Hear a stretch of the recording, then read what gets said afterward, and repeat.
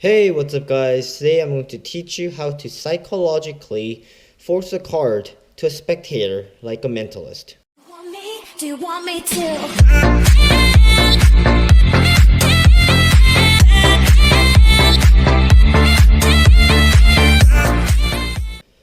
Okay, this is a psychological force that requires no cards at all, and what's so great about this force is that it makes it seem like the spectator has the control over the whole situation and they are choosing what they want, when in reality you are choosing the cards for them and you're forcing a card from the beginning to the end.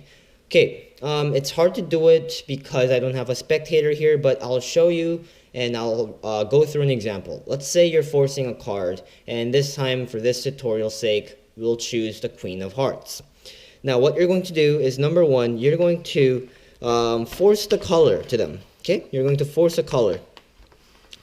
And this is how you're going to do it. You're going to go up to them and say, a deck has 52 cards, and they're divided into red and the blacks. And then you're going to say, which one do you want to choose? So let's say, since you're forcing a Queen of Hearts, you want them to choose the red card. And let's say they choose the red card. Then you're going to be in a good hand. You're going to be in good hands. You're going to say, okay, moving on. But then, let's say they choose the black cards. Now it gets a bit complicated, but you can still deal with it and you can force them to choose the red cards at the end of the day. So what you're going to say is that, okay, now imagine you're going to spread out all the cards and locating all the black cards from the deck of cards. And then you're going to take all the black cards out from the deck, leaving you with red cards. See what I did there? It made it seem like the spectator chose black cards, and then it made it seem like the spectator has the control over the whole situation, but in reality, they actually chose the red cards. So you just forced the red cards to them. Congratulations. Now what you're going to do is you're going to say red cards are divided into two suits, diamonds and hearts. Which one do you want to choose? From now here, you want to force the hearts because you're forcing the Queen of Hearts, right? So let's say they choose the hearts, great, you're going to move on to the next stage, but then let's say they chose the diamonds. Then you're going to say, all right, what I'm going to do is I'm going to separate the red cards and the diamonds. Just imagine doing that, and then I'm going to hit all the cards and throw them out the window. So we're left with a hearts or something like that, okay? You can change the storyline, but that's what I would do. So you're going to basically force to the hearts again by throwing out or getting rid of those cards some way, okay? So we got the red and we got the hearts. Now we're left with the actual card itself. Now what you're going to do is you're going to say, okay, the cards are the hearts.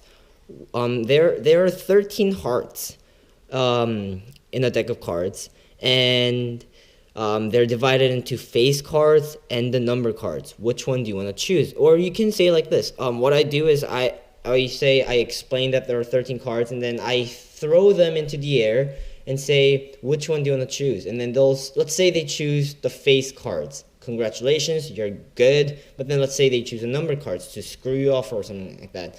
Then what you're going to say is that while they're falling down, only all the number cards fall down to the ground, and then up your face there are 3 cards remaining: the Jack of Hearts, Queen of Hearts, and the King of Hearts. See what I did there? I again forced them to choose the face cards when they actually said the number cards. Now moving on to next stage. So you're going to say there are Jack of Hearts, Queen of Hearts, and King of Hearts left.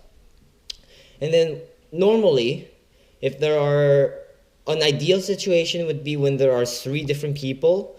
But if it's only you and the spectator, what you can do is, okay, I want you to choose 1 card out of 3 cards, Jack or the Queen or the King. Let's say the spectator does not choose a Queen and they choose the Jack or the King. What you're going to do is you're going to say, okay, we're going to throw that card out, okay? But then let's say they choose a Queen. Congratulations. You're going to say, okay, that is your card, okay? But then let's say they chose the Jack or the Queen. And then you throw the card out and say, okay, we're left with a Queen and the King. Now, which card do you want to give it to me? That's what I would do. I would say, which card do you want to give it to me? And let's say they give me the Jack. They give me the king. Now what you're going to do is you're going to say, okay, then that means the remaining card, the Queen of Hearts, that's going to be yours. But then let's say they give me the Queen of Hearts. What you would do is that, okay, I have an imaginary Queen of Hearts right here, and I'm going to give it to you, and this is going to be your card from now on. And then that's when the magic starts, right? It's a long presentation, and it's a long force, but after all, it works all the time. And then I'm going to show you some applications. So let's say you have a deck of cards, and then you're going to force, in this case, the Ace of Hearts.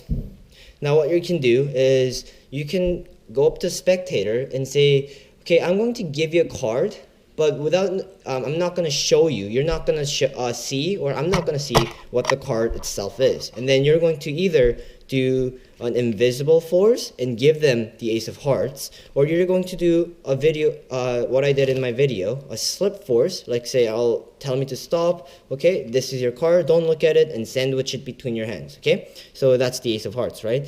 And then from there, you can start forcing the Ace of Hearts from the beginning to the end. But then remember what I said, usually you don't want to force a number card, you want to force a face card because the choices are more limited, and you want to force a red card normally because people tend to choose the red cards from the start, and then they usually choose a hearts, and then the Queen of Hearts is a good choice, very good choice. But then King of Diamonds would work too.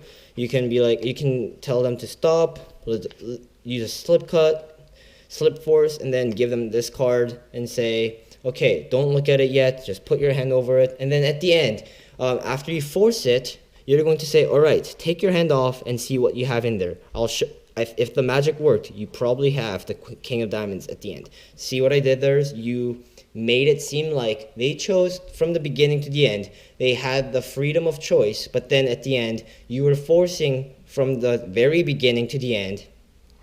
And then magically, it made it seem like the spectator actually chose the King of Diamonds. So that's the trick, guys. That's the tutorial. It's a really great way to force a card on them, and I feel like this is the best interactive force out there, and I hope you enjoyed it. If you liked it, please subscribe. See ya.